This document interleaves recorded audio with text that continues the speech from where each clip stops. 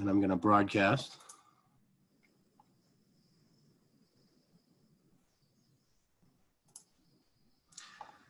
So, hello folks, my name is Andy Port. I'm the Director of Planning and Development of the City of Newburyport.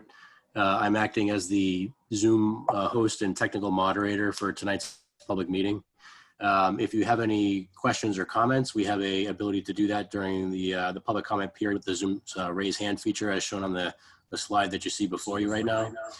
So I'll leave it to the meeting host. We have with us this evening, Jordy Vining, who is the Senior Project Manager for the City of Newburyport, Stephanie Danielson, who works for Beta. They are the consultant who's helping us with the open space and recreation plan update, and Marta Nover, who is also with Beta. We have been, as well as Lise Reed, who is the Parks Director, who unfortunately isn't with us at the moment. She probably has another meeting conflict at the moment. She is part of the team. We're working together to update the plan. So with that, I'll pass it over to Jordy, who's project manager for this project, and Stephanie Danielson for Beta project manager, who will provide a presentation of the plan process we have right now, and then we can open up to your comments. And Andy, do you want to just give a quick overview about the your process of raising hands and recognizing and so forth? Yes, thank you. So the folks I've presented on the screen for anybody who's using the view, just the fact that there's a raise hand button in Zoom. So if folks want to just use your mouse and go down to the bottom of your screens, what you'll find is when you mouse over the bottom of the screen, there's a raise hand button. And if you just click that button, it'll change the color of the hand, and that'll notify us that you're interested in speaking. And so when we get to the end of the presentation and we open up for comments and suggestions and ideas that you all may have, I will then as host just one by one go through our attendance list and allow you to speak. Just in fairness to all, we would ask folks to limit their comments to 2 minutes. That's typically a rule that we use when we have tight meetings. At this meeting, it doesn't look like we have a very large agenda or a number of participants at the time. So, so I'm pretty flexible on that. But I just ask folks to just kind of stick to what your comments are. That way others can speak as well. Okay, very good. So again, this is Jordy Vining, Senior Project Manager, working with Andy in the planning office. And I'm going to just give a very, very quick overview and then turn it over to our consultants at Beta. But this, the open space plan, open space and recreation plan, this is an update. Our existing plan is dated from 2012, and the state sees these plans as valid for 7 years, 7-year cycles. So they need to be updated within that time frame in order to, among other things, be eligible for a certain number of state grants for park renovation and land acquisition. The city has applied on a number of occasions and secured these grants over the years, which has helped a number of parks and open space acquisitions over the past couple decades. This initiative has been supported by a grant from the Community Preservation Act through the CPC and the City Council, which allowed us to hire Beta as a professional consultant to do a thorough update of the project, of the report and the plan. And the timing of this has coincided, unfortunately, with the pandemic and the working remotely and isolated at home and all the rest of it, which has precluded our typical approach of in-person meetings and so forth to solicit input. We have had input from hundreds of people through the survey, as well as a number of different conversations, one-on-one and small groups. Stephanie will talk more about that in a couple of minutes. But we're, in terms of our compressed time frame, we're basically working towards completing a draft final plan by the end of this month of June, the end of the fiscal year FY20. And the reason for that is we're required to do that if we're going to be eligible for applying for these grants from the Division of Conservation Services at the state this year, this cycle, this summer. So that's sort of the basic time frame that we're working on. Stephanie will talk again in a few minutes about when the availability of the long draft plan when that will go up online. So with that, I think I'll turn it over to Stephanie to give the presentation and the slides, and then we'll all manage question and answers after that. Stephanie. Thank you, Jordy. I just wanted to note for the record that Lisa Reed has joined us. She's also Very here good. for the meeting. Okay, thank you, Andy, and thank you, Jordy. I am Stephanie Danielson. I'm with the Beta Group. We're a consulting firm that has worked with many municipalities on their planning efforts like this. We've been working with the city's Planning and Parks Department, as both Andy and Jordy mentioned, over the past several months. The last time the open space plan was updated was in 2012. The reason we're here is to share the outcome of that process and to provide an opportunity for comment on the final plan. As Jordy just mentioned, the plan will be available through the city's website beginning on June 12th. And I'll talk more about that and how to make comments as we go through the presentation. So Andy touched a little bit on the purpose of an updated open space plan. I mean, one purpose is that there are certain grants that are available at the state level for parks and recreation projects, as well as for open space protection projects. In order to qualify for those grant opportunities, you need to have a current open space plan, an approved current open space plan on record with the Department of Conservation Services. In addition to that requirement, the ultimate purpose of these plans is to provide the city with a guidebook that helps the city make decisions about where to invest in its parks, how it's going to meet the recreational needs of the residents, and to identify what lands are important to protect. So when you look at the plan, you'll see that. We talk about the parks, we talk about the recreational facilities that exist in the city today, talk about what the needs are and wants and desires of the city for future opportunities, and then how those will be met. Next slide.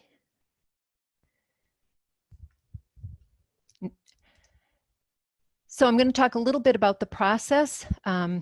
We began in April. Jordy mentioned that this was a compressed time frame. There have been a number of steps that have been involved to get this to this point, including some soliciting input from Newburyport residents. As Jordy mentioned, this really was a bit of a challenge. Typically, that input is done through a couple of public input sessions where it's face-to-face. We get to meet people and we ask what they think is important and should be in the plan. Due to the COVID-19 social gathering restrictions, that wasn't possible. So we had to change tactics and do things virtually. The first virtual public meeting was hosted by the Parks Department on April 16th. That was publicized through the local print media, using social media outlets and extensive email communication, as well as through a news item on the city's website. Jordy mentioned that we met with and talked with, and again, met was virtually, a number of key stakeholders from the community, including representatives of different and relevant boards and committees. And then to make sure we reached as broad a group of people as we could, we published a community survey. That was published on April 16th and was available for a period of 4 weeks. During that 4-week period, we received over 450 responses from residents. Next slide. So before we get into kind of what we heard about, heard from talking with stakeholders and from the surveys, I thought it would be helpful to just see what's been accomplished since 2012. This is a pretty impressive list of projects that were undertaken, many of them completed, some of them in process of being completed, but really quite notable. This is really an accomplishment to be proud of. Some of the highlights include a full renovation of the stadium at the high school, which included a new turf field. That new turf field has eased a lot of the pressure on the other playing fields in town and has allowed for those to go through periods of rest and receive the type of maintenance that they need so that they can continue to function better into the future. It also included completion of the Garrison multi-use path, which traverses the Whittier Bridge. A notable piece of information about that is that's the first such path, a multi-use path, a pedestrian and bicycle path, in the state that was constructed within an interstate highway layout. And then the city, a significant accomplishment, and one we heard a lot about, a lot of positive feedback, was the city created a dedicated parks department. And again, there was a lot of feedback about how people really realized and appreciated the work that that department was doing with some rehabilitation to the park areas and just doing regular maintenance that may not have been happening before. Next slide.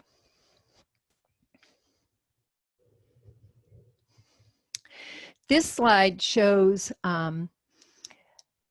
the areas in the city that provide recreation and open space opportunities for residents.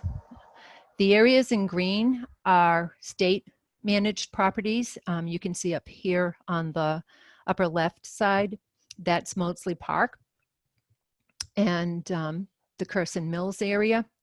Everything that you see in pink is owned and managed by the city. Now there is one parcel that is identified in purple. Purple are areas that are owned and managed by a land trust. There's one parcel on the map that is owned by the city, but has a conservation restriction held by a land trust. When we asked what people valued and why people came and chose to live in Newburyport, they talked a lot about the natural beauty that exists here. They talk about the unique landscape that Newburyport offers in a natural setting. You have wet meadows, beautiful expanses of wet meadows. There are forested woodlands. You have riverfront areas and coastal waterfront areas, as well as coastal dunes. And that really adds to the unique character of the city. They also like the proximity to neighborhood parks and recreation areas. And it really created what you heard, the sentiment that we heard through their responses was, this really gave people a sense of place and a sense of community and belonging. Next slide.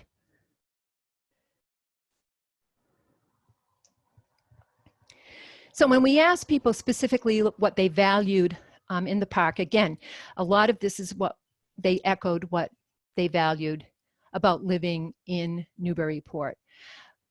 First and foremost, wooded and open space areas. This contributes to the rural character of the city. That's something that, again, it makes Newburyport somewhat unique as a city in that, of course, you have densely developed areas, but you're surrounded by some beautiful natural resources. They really liked the mixed-use walking and playing areas. So these are your parks where people go, they go to stroll, they go to walk, and they know that they're going to see other people out there, people are going to be playing. Again, it kind of builds that sense of community. That's the sentiment that we get from this. Next slide.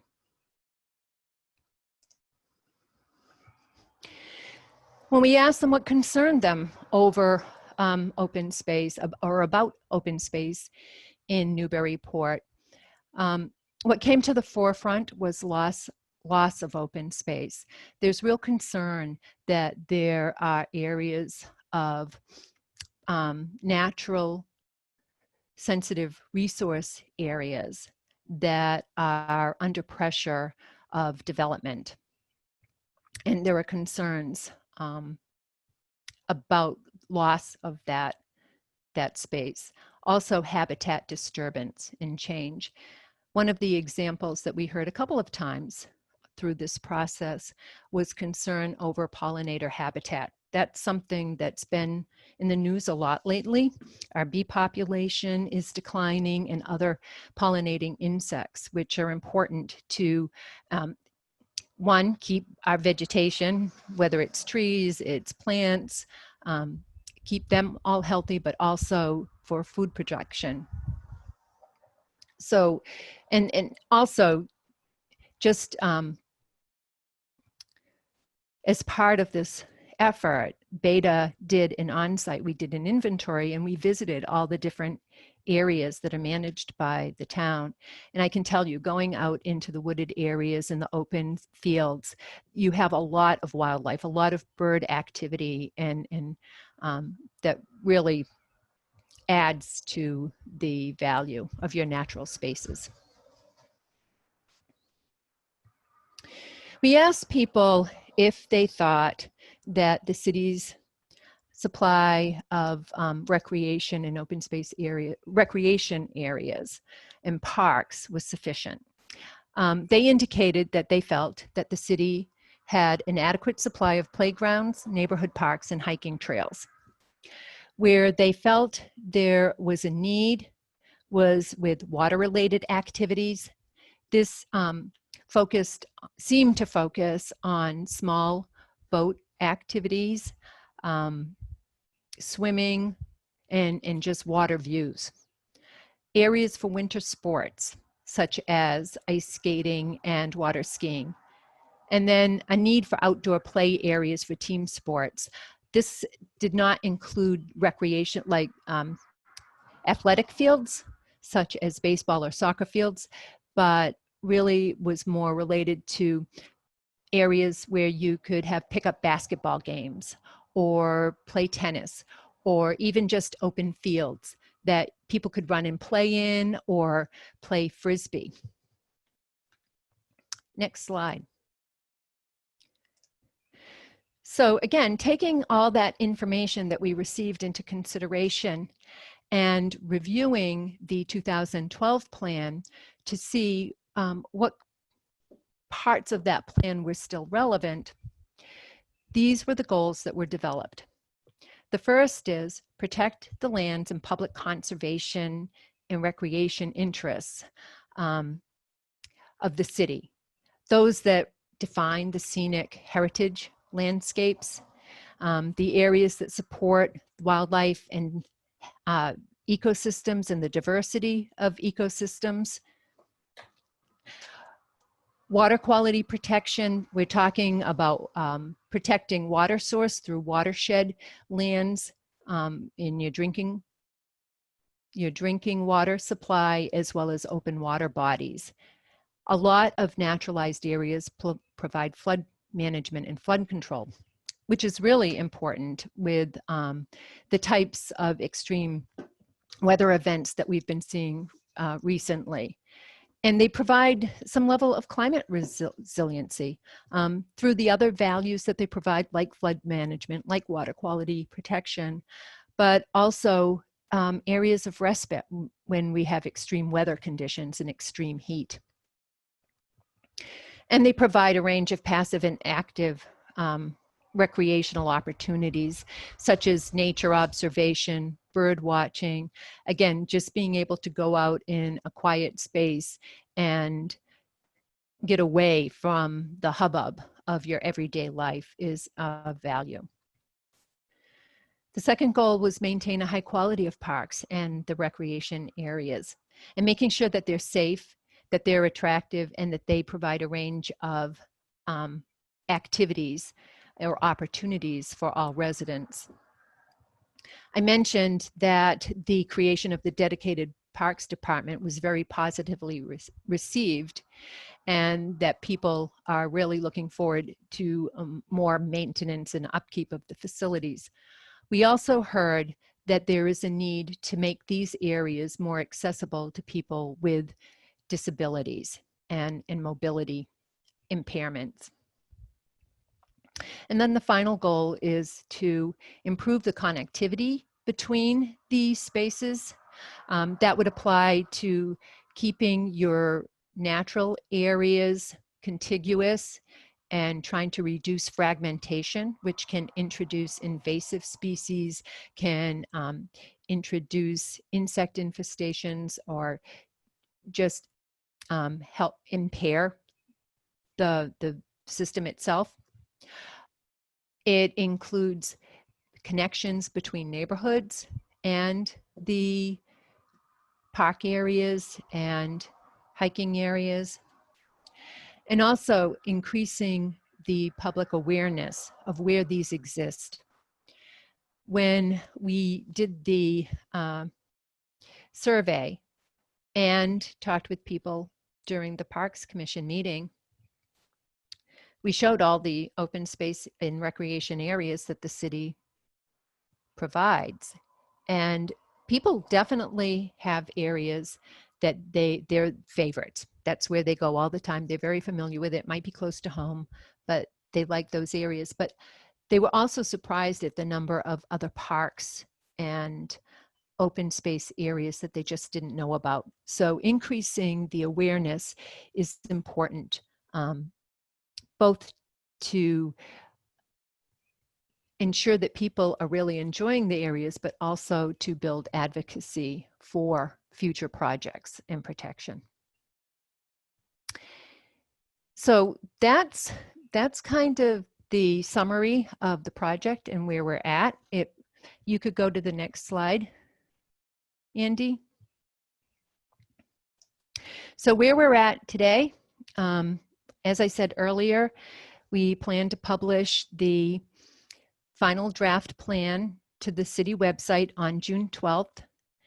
And we are soliciting public comments between the 12th and the 19th. And the way that you can provide comments, aside from tonight, is through this email address, which is newburyportopenspaceplan@gmail.com. So again, that's newburyportopenspaceplan, no spaces, @gmail.com.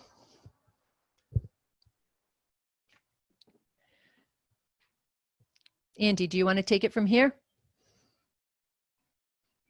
Yes, thank you, Stephanie. So we're now going to open it up to public comment. Like I said, we have a few folks that are in the general public. If anybody there is interested in speaking, like I said, Zoom has a raise hand feature.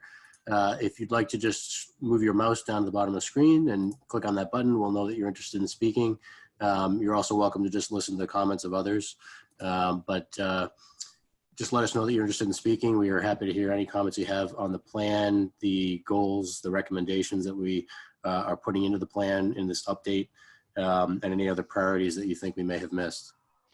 And Andy, if I may just say one thing, I will be taking notes. So if I don't catch something, I may ask you to, meaning anyone who's commenting, I'll ask them if they would repeat what they had said.